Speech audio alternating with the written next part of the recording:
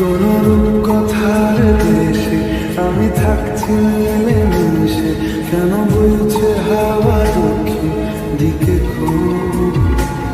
সে কি দেখতে পেয়েও পায় না, নাকি দেখতে আমায় চায় না? তবু সুযোগরা দেয় তারই ঘরে ঢুক। বোঝে না, সে বোঝে না, বোঝে না, সে বোঝে না, বোঝে না, সে বোঝে না, বোঝে না, সে বোঝে না, বোঝে না, বোঝে না।